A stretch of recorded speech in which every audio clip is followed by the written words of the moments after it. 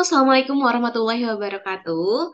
Sesuai dengan janji saya, di part 2 kali ini saya akan bahas pertanyaan 14 hingga 27 untuk seminar proposal kuantitatif. Yuk langsung aja kita lanjut ke pertanyaan nomor 14. Jelaskan kepada saya bagaimana proses Anda menganalisis data. Baik, terima kasih atas pertanyaannya Bapak. Jadi, setelah saya melakukan pengambilan kuesioner, saya mencoba untuk menganalisis data dengan teknik deskriptif, yakni dengan teknik regresi moderasi, menggunakan MRA, dan juga akan diuji statistiknya melalui aplikasi SPSS. Pertanyaan semacam ini, teman-teman sudah bisa menggambarkan gitu ya kepada dosen penguji dan pembimbing, kalian akan menggunakan metode apa, dengan uji apa, supaya mereka juga paham apakah itu nanti hasilnya bisa sesuai atau tidak dengan tujuan kalian. Bagaimana Anda menurunkan definisi operasional dari teori hingga ke item pertanyaan? Apakah Anda membuatnya secara mandiri? Baik, terima kasih atas pertanyaannya Bapak. Jadi untuk item pertanyaan dalam kuesioner saya, memang saya kutip dari jurnal rujukan saya, yakni Jurnal Y tahun 2023. Kami memiliki kesamaan variabel yakni pada variabel kemandirian siswa. Namun ada beberapa hal yang telah saya modifikasi, kemudian saya uji validasi secara ulang. Nah, di sini dari kemandirian siswa ini merupakan salah satu variabel yang saya turunkan ke dalam 4 indikator, yakni keputusan, pendapat, bertanggung jawab, dan juga karir. Nah, setelah saya menurunkan indikator tersebut, baru saya mendeskripsikan apa sih yang dimaksud dengan keputusan-keputusan. Nah, saya mengambil definisi-definisinya dari pengertian dan juga definisi dari para ahli. Nah, saya juga lampirkan sitasi dari mana saja sumbernya. Kemudian dari situ baru kita buat item-item pertanyaan. Dan saya menggunakan skala Likert dalam penelitian ini. Teori apa yang Anda gunakan dalam penelitian ini? Apa Anda tahu bedanya grand theory, middle theory, dan juga apply theory? Terima kasih pertanyaannya Ibu. Jadi memang saya menggunakan teori agenda building information subsidize sebagai applied theory dalam penelitian ini. Nah, grand theory yang saya gunakan adalah teori public relation karena ini merupakan konsentrasi dalam kajian ilmu komunikasi, yakni komunikasi organisasi. Jadi di grand teorinya kami menggunakan teori komunikasi organisasi. Nah, yang dimaksud dengan grand teori ini adalah komunikasi organisasi ini merupakan salah satu teori yang dijagokan dan tidak hanya digunakan dalam kajian ilmu komunikasi, tetapi juga ilmu manajemen, kemudian ilmu bisnis. Jadi komunikasi organisasi ini memang dibahas di beberapa multidisiplin atau di beberapa jurusan lain seperti itu Bapak Ibu. Nah, untuk middle teorinya tadi saya menggunakan teori public relations dan apply teorinya sangat spesifik sekali yakni salah satu subkonsep dalam PR yakni agenda building information subsidize. Nah, jadi teman-teman bisa pahami dulu ya perbedaannya apa itu grand theory, middle theory, dan juga apply theory. Nah, kalau grand theory ini biasanya dia memang menjelaskan bangunan dengan rumpun ilmu tertentu gitu ya. Jadi biasanya dia juga dikaji di kajian ilmu lain. Misalnya, kalau tadi saya ada komunikasi organisasi, itu juga dikaji dalam bisnis, misalnya dalam manajemen, dalam HI. Jadi memang ilmunya sangat umum dan besar cakupannya. Nah, di middle range teori ini adalah teori yang tujuannya menjelaskan hubungan proposisi-proposisi. Jadi sudah jauh lebih khusus dibanding dengan grand teori, dan apply teori ini memang sesuatu yang sangat menggambarkan fenomena teman-teman gitu ya. Karena saya meneliti tentang manajemen isu pemerintah gitu ya. Jadi saya benar-benar menggunakan teori agenda building information subsidize. Nah, untuk teori agenda building sendiri itu juga sebenarnya bisa disebut middle range teori, tapi agenda building information subsidize itu adalah teori yang lebih kecil lagi yang skupnya sangat spesifik gitu ya untuk kajian public relations. Contoh lain terkait dengan grand theory, middle range theory, dan apply theory ini teman-teman juga bisa ambil sebagai contoh gitu ya. Jadi di grand theory ini ada teori psikologi humanistik dari Alfred dan Adler. Kemudian di middle range teorinya itu ada hierarki kebutuhan Abraham Maslow. Di apply teorinya baru kita menggunakan teori uses and gratification gitu ya. Jadi nanti di sini ada asumsi teorinya, ada need, user, dan juga gratification. Dari mana saja sumber referensi Anda dalam penelitian ini? Terima kasih pertanyaannya Ibu. Jadi referensi yang saya gunakan ialah metode penelitian kuantitatif kualitatif dari Profesor Rahmat Kriantono. Lalu kemudian ada dari Newman untuk metode penelitian. Selanjutnya ada Ari Kunto tentang uji statistik dan juga Sugiono tentang penelitian kuantitatif. Kemudian untuk referensi bacaan, biasanya saya lebih banyak membaca dari jurnal nasional ataupun jurnal internasional. Yang paling banyak saya kutip dari kajian PR Review dan juga Science Direct.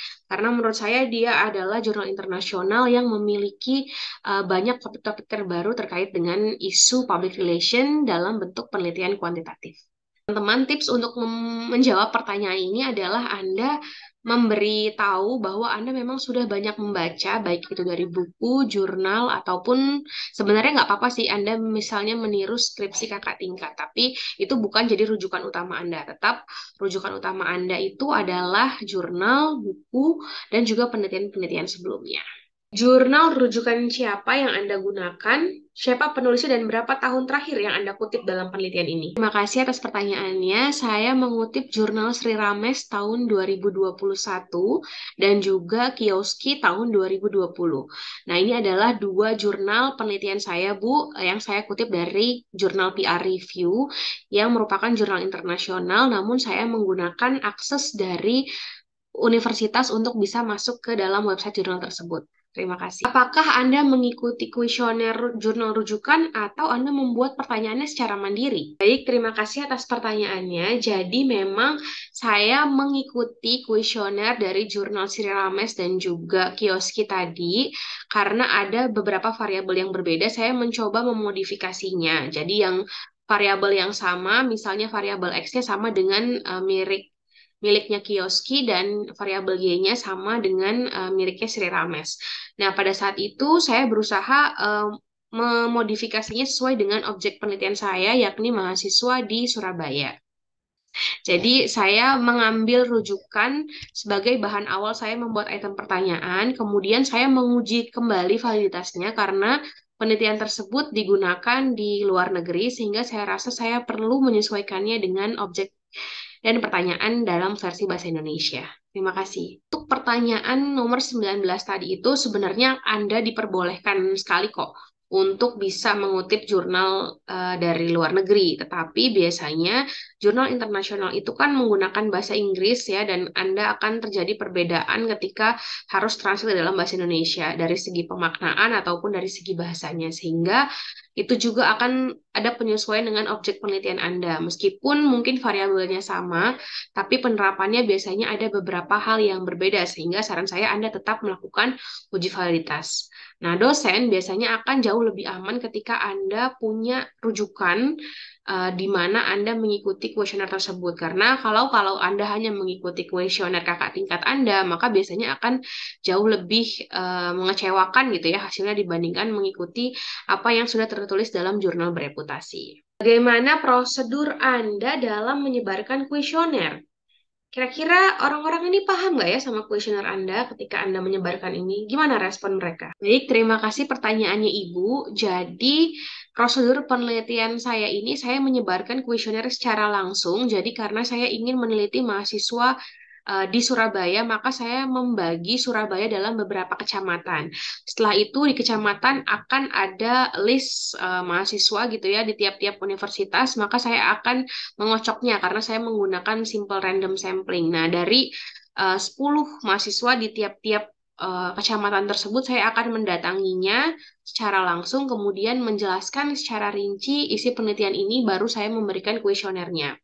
Pada saat mahasiswa itu menyelesaikan kuesioner yang saya berikan, saya akan ada di depan mereka untuk berjaga, siapa tahu ada pertanyaan yang kurang dapat dipahami. Saya juga menyediakan alat bantu tulis dan juga souvenir kecil kepada mereka yang telah membantu mengisi kuesioner saya. Kunci dari menjawab pertanyaan ini adalah Anda tahu betul gimana proses menyebarkan kuesioner. Misal, ketika Anda pun tidak bisa menyebarkan secara langsung, maka Anda bisa menggunakan Google Form misalnya. Tapi Anda juga harus tahu siapa yang mengisi tersebut sesuai nggak dengan kriteria sampel Anda. Kalau memang ini purposive sampling, maka Anda bisa punya kriteria-kriteria tertentu. Kalau ini simple random sampling, misalnya, Anda bisa langsung menyasar list-list nama tertentu yang memang itu hanya dikerjakan oleh hal tersebut. Nah, jika misalnya ditanya apakah mereka langsung membalas atau langsung menjawab, Anda juga bisa menjawab bahwa Anda memberikan tenggat waktu tertentu, misalnya selama kurun waktu 3 hari. Nah, jika belum ada balasan, maka Anda bisa mengingatkan kembali responden Anda tersebut. Apa hipotesis penelitian Anda? Jika hipotesis terbukti, apa manfaatnya secara akademis? Terima kasih atas pertanyaannya, Bapak. Jadi memang hipotesis yang saya gunakan dalam penelitian ini adalah terdapat pengaruh persepsi subscribers Jokowi Vlog terhadap elektabilitas Pilpres 2019. Jika hipotesis ini terbukti, maka sangat bermanfaat secara akademis karena dapat menemukan atau mengetahui pengaruh yang signifikan antara persepsi subscriber terhadap elektabilitas. Nah, ini sangat bisa meningkatkan kajian-kajian komunikasi politik dan juga psikologi komunikasi. Karena hipotesis ini terbukti, maka dapat dibuktikan bahwa semakin banyak orang terpapar tontonan tertentu dalam frekuensi tertentu, maka akan mempengaruhi persepsi orang tersebut dan bisa meningkatkan elektabilitas calon presiden dalam pemilihan umum. Apa manfaat penelitian ini? Kenapa harus dilakukan kalau nggak punya manfaat? Apa sih keunikan kamu ini? Manfaat praktis dari penelitian ini ialah mampu memberikan informasi bahwa ternyata media sosial ataupun vlog yang dibuat oleh calon presiden itu dapat mempengaruhi peningkatan elektabilitas dalam Pilpres 2019. Nah, secara praktis ini bisa memberikan masukan atau rekomendasi bagi tim komunikasi presidenan ataupun partai-partai yang sedang memberikan konsep atau menciptakan konsep tentang vlog dari keseharian capresnya seperti itu. Nah, keunikan penelitian ini adalah penelitian ini berusaha untuk mengetahui pengaruh antara persepsi dengan elektabilitas Pilpres, karena Jokowi Vlog ini juga salah satu acara yang cukup baru pada tahun 2019.